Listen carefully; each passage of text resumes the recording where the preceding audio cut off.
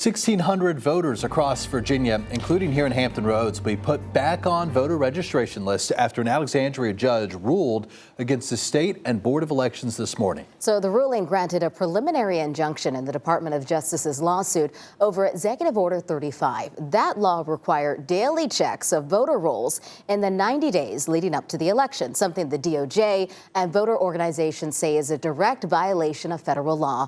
Marta Berglund is in the studio to explain the latest details and how this case is impacting Hampton Roads voters.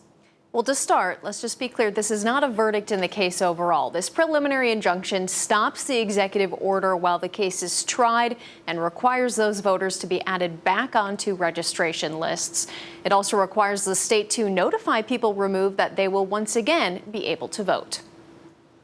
What we know is this program is discriminatory, especially against naturalized citizens. Friday morning, a federal judge sided with voting advocacy groups and the Department of Justice. That judge told the state it needs to stop removing people from voter registration lists in these final days before the election. The governor and the Commonwealth as a whole was aware of this law and went ahead with this purge anyway, and we're certainly glad that the judge stopped it today. The National Voter Registration Act bans systemic changes to voter lists within 90 days of an election.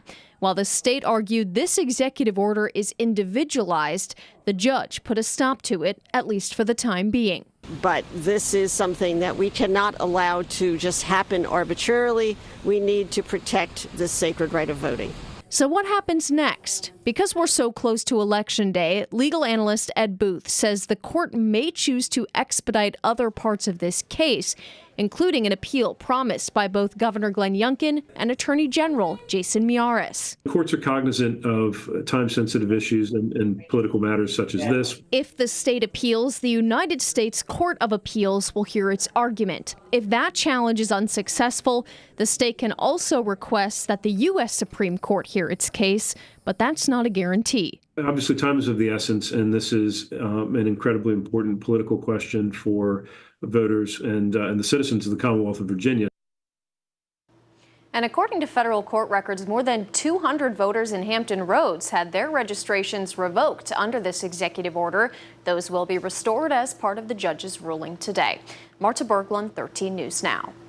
Governor Glenn Youngkin said in a statement today, quote, "Let's be clear about what just happened. Only 11 days before a presidential election, a federal judge ordered Virginia to reinstate over 1,500 individuals who self-identified themselves as non-citizens back onto the voter rolls."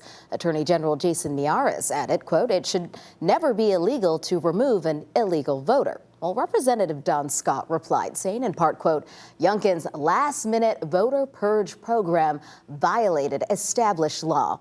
This purge was a direct attempt to disenfranchise eligible U.S. citizens, and I commend the courts for intervening."